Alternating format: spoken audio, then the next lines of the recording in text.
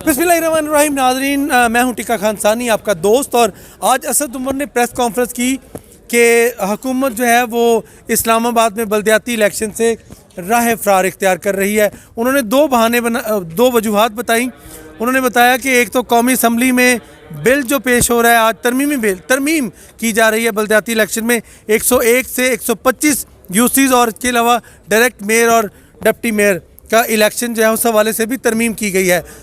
इस वक्त मेरे साथ मौजूद हैं माहिर कानूनदान, और न सिर्फ वो माहिर कानून हैं बल्कि वो वज़ीर मुमलिकत बराए कानून व इंसाफ भी हैं, शहादत अली अवान। कुछ कानूनी बातें इनसे मैं करना चाह रहा हूँ। बल्दियाती इलेक्शन के हवाले से कौमी असम्बली में मौजूद थे। आज शहादत अवान साहब हमें शहादत देंगे कि अंदर हुआ क्या। ये बताइएगा कि इजलास में क्या कानून साजी हुई आज।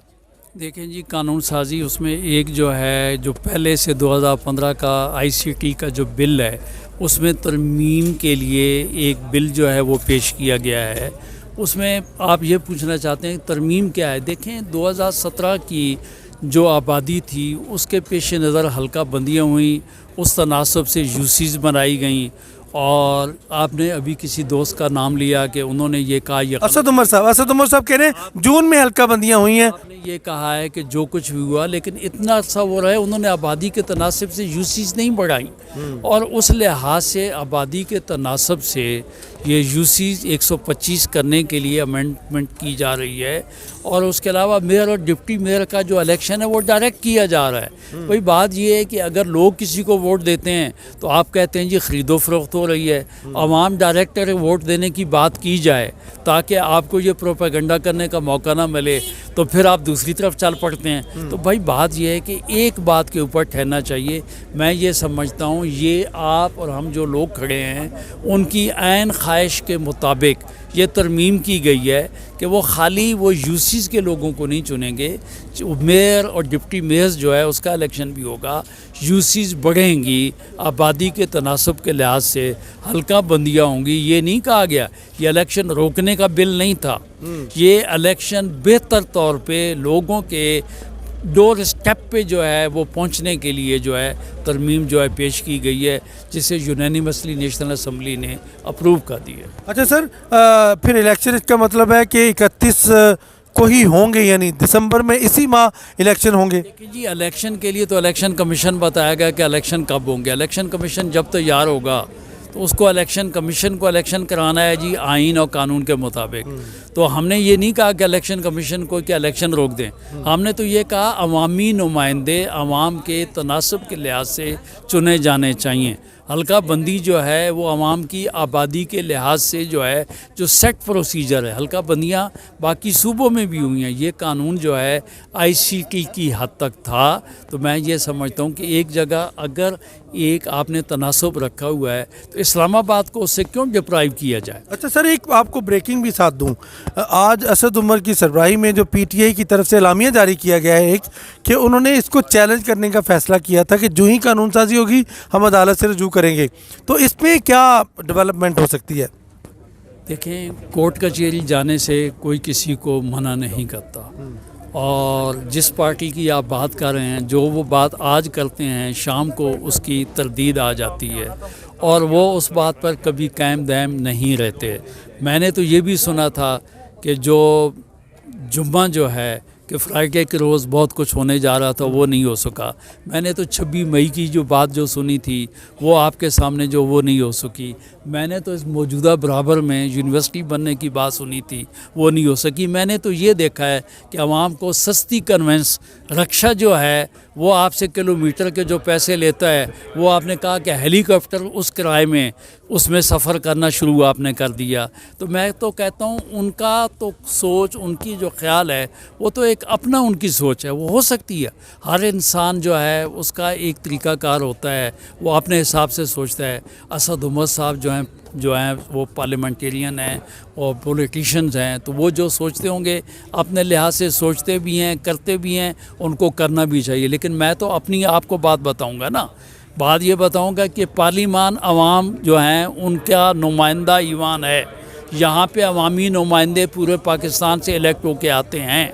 जहाँ पे जो आइन साजी कानून साजी होती है वो अवाम के दिलों की आवाज़ होती है, वो आइन के मुताबिक होती है।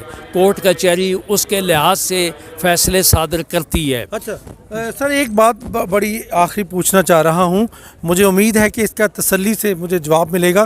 तहरीक इंसाफ ने कौमी असम्बली से इस्तीफ़े दिए, सब चले गए। वो कहते हैं इस्तीफ़े 11 को दिए, अप्रैल को 13 को मंजूर हो गए, फिर 11 इस्तीफ़े हमारे अगेन किसी महीने में अगले मई में कबूल करके इलेक्शन हो गए। एनीवे उनमें से 10 जो है, एक तो वापस आ गए, 10 जो है वो नए आ गए उसमें, जिसमें इमरान खान ने अभी फिर ख़त लिखा गया था कि वो इज्तिमाई इस्तीफ़े के लिए दोबारा असम्बली आना चाहते हैं। खान साहब, मैं आपको बताऊं कि जितने पार्लियामेंटेरियंस हैं उनको नोटिफिकेशन के साथ जो हमारा आइन और कानून हमारी पार्लियामान जो है रिहाइश भी देती है, उनका अकाउंट खोल के उनको सैलरी भी देती है, उनको मेडिकल की फैसिलिटीज़ भी देती है, उनको ट्रैवलिंग की फैसिलिटीज़ भी देती है। आप यकीन कर लें, नहीं यकीन आए तो आप जाके पार्लियामान जो है, लॉजेस जो हैं उनके गेट पे जाके खड़े हो जाएं। जो आदमी पार्लियामान के गेट से निकलता और दाखिल होता है तो मैं तो समझता हूँ कि अभी तक उसने इस्तीफ़ा नहीं दिया है। उसके अलावा यहाँ पार्लियामान के अंदर मैंने खड़े होके एक किसी पार्लियामेंटेरियन को कहा था कि मैंने इस्तीफ़ा दे दिया। बाकी लोगों ने रिजिग्नेशन जो यहाँ प्रेजेंट किए, आपको पता है कि वो टाइप्ड किए हुए इस्तीफ़े थे, और उन इस्तीफ़ों का कानून रूल्स के मुताबिक जब तक इस्तीफ़ा आपका हैंड रिटन ना हो, आप सामने पेश होकर उसकी तस्दीक ना करें, उस वक्त तक स्पीकर तो उसको आगे पोस्ट ऑफिस की तरह नहीं भेजेगा। तो एक टाइम फ्रेम दिया गया कि जिन लोगों ने इस्तीफ़े दिए हैं वो यहाँ पे आएँ, उनकी तस्दीक करें, ताकि वो आगे ट्रांसमिट किया जाए इलेक्शन कमीशन को, ताकि आप डी नोटिफाई हों। जिन लोगों के रिजिग्नेशन एक्सेप्ट हुए उनके ऊपर इलेक्शन कमीशन ने जो है बाकायदा इलेक्शन करवाए, और कुछ लोगों ने उसके ऊपर इलेक्शन भी लड़ा। इलेक्शन लड़ने के बाद दोबारा वो पार्लियामान ना आए। बात मेरा कहना ये है कि पब्लिक एक्सचेकर का इतनी ह्यूज अमाउंट आप खर्च करवाने के बाद अगर इस किस्म की सूरत हाल रहेगी तो मैं कैसे मानूं। अब वो आएंगे तहरीक इंसाफ वाले लोग इंडिविजुअली, या कि चूँकि स्पीकर ने तो लिख दिया है, अगर नहीं आते तो फिर स्पीकर ने तो ये कहा जिसको रिजिग्नेशन देना है वो रूल्स के मुताबिक आके अपना रिजिग्नेशन पेश करे, ताकि मैं कानून रूल्स के मुताबिक मैं उसके ऊपर एक्शन ले सकूं। और जाते जाते एक आखिरी राय, पंजाब के मुतालिक आपकी राय क्या है? पंजाब में क्या होने जा रहा है? मैं ये समझता हूँ कि नून के पास अक्सरियत है, और डेफिनेटली जो भी वहाँ सूरत हाल बनेगी, ये बात तो साबित हो चुकी है कि ये सेटअप जिस तरीके से इन्होंने लोग इकट्ठे किए थे वो लोग तितर बितर हो चुके हैं। अगर वो इनके पास लोग इंटैक्ट होते तो गवर्नर साहब ने जिस तरीके से कहा कि आप वोट का एतमाद का वोट लें, तो यकीनी तौर पे ये 4 बजे के बजाय 3 बजे पार्लियामान में इकट्ठे होके एतमाद का वोट लेते। वो एतमाद का वोट नहीं ले सके, और उससे पहले अगर आप देख लें, मैं तो आपके मीडिया को देख के अपनी राय कायम करता हूँ कि वो एक दूसरे पे बदएतमादी चल रही है कि जी हम आपके साथ अब होंगे, सीट एडजस्टमेंट करें, और उससे पहले वो कुछ कहते हैं जी हमने तो असम्बली तोड़ने के लिए जो है लिख के आपको दे दी है। तो भाई ये बातें खाली जो है कहने कहलवाने की हद तक है, अदरवाइज़ नहीं है।